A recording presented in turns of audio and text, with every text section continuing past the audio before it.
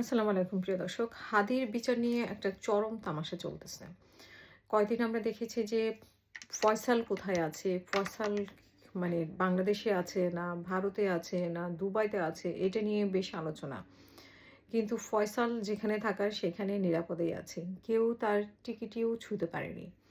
এখন ফয়সাল শেষে মূল পরিকল্পনাকারী বাপ্পি।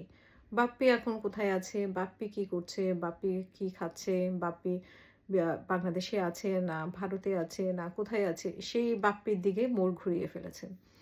তো আসল আসামিকে ধরার কোনো চেষ্টা নাই। কিন্তু এই যে এগুলো বলে এবং এই যে ফয়সালকে সামনে এনে একটা মানুষকে বিভ্রান্তিকর ভিডিও ছড়িয়ে দিয়ে মানুষের মোড় ঘোরানোর চেষ্টা করেছে এবং যারা অপরাধী তাদেরকে সাহস জুগিয়েছে যে অপরাধ করেও দেশের বাইরে চলে যাওয়া যায়, এরকম ভিডিও বার্তা দেওয়া যায়। এরকম একটা কঠিন বার্তা কিন্তু জাতিকে দেওয়া হয়েছে। মানে জাতির সাথে আসলে হাদি হত্যার নামে জাতির সাথে এক ধরনের তামাশা করা হচ্ছে। এটা হাদির রক্তের সাথে বেইমানি করা হচ্ছে, পুরো দেশের সাথে বেইমানি করা হচ্ছে।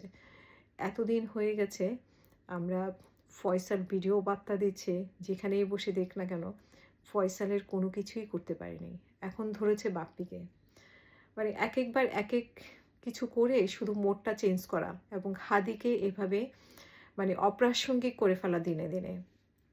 দেখবেন যে নির্বাচনের পরে হাদির প্রসঙ্গই আর উঠছে না। এখন সরকার হয়তো এবার সেই দিনটির জন্য অপেক্ষা করছে যে এরকম অপ্রাসঙ্গিক করে ফেলার জন্য এরকম দিন গুনছে এবং কয়দিন ফয়সালকে সামনে আনবে, কয়দিন বাপ্পিকে সামনে আনবে। এরপরে দেখবেন যে আরও মোড় ঘুরে যাচ্ছে। মানে ডিবি প্রধান যিনি মানে ডিবি প্রধানের বা ডিবির কার্যালয় থেকে যে ইনফরমেশনগুলো দেওয়া হচ্ছে, অনেক ক্ষেত্রে শোনা যায় যে মানে যারা ইনফরমেশনগুলো দিচ্ছেন, যারা সাংবাদিক সম্মেলন করছেন, সাংবাদিকদের সাথে কথা বলছেন, তাদের কেউ এই হাদি হত্যার সাথে জড়িত। কঠিন একটা চক্র এখানে জড়িত, যেখানে রাজনীতিবিদও আছেন। তো সেই রাজনীতিবিদরা কারা? আওয়ামী লীগের না বিএনপির না জামাতের? সেটা নিয়েও একটা ধাঁধা আছে। তো সেই গোলক ধাঁধার মধ্যে আমরা ঘুরপাক খাচ্ছি হাদের বিচারের জন্য এবং নির্বাচন পর্যন্ত এরকম গোলক ধাঁধার মধ্যে রেখে আমাদেরকে অন্ধকারে রাখা হবে এবং শেষ পর্যন্ত নির্বাচন চলে যাওয়ার পরে এটা একটা অপ্রাসঙ্গিক বিষয়ে পরিণত হবে। তবে আমরা যদি সজাগ থাকি, আমরা হাদি হত্যার বিচার অবশ্যই পাবো। আর ডিবি মানে ডিবির দায়িত্বে তো এখন আছে। তারা অবশ্যই এটার দিকে মানে মনোযোগ দিয়ে তাদের কিভাবে ফয়সালকে হোক, বাপ্পিকে হোক কিভাবে ধরার ব্যবস্থা করে সেটা যেন করে। কারণ এত সুন্দর লোকেশান যে সে কোথায় আছে এটা সে মানে ভিডিও বার্তা দিচ্ছে, অথচ আ আমাদের গোয়েন্দা সংস্থা ধরতে পারছে না তাকে।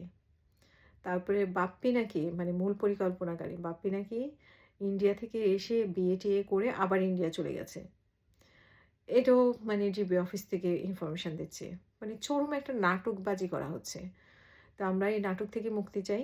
আমরা গোয়েন্দা সংস্থার কাছে আমাদের অনুরোধ এবং এটার থেকে মুক্তি চাই এবং আমরা আসলে আসামি মানে মূল আসামি ফয়সালকে জাতির সামনে হাজির করা হোক, সেই অনুরোধ রাখছি।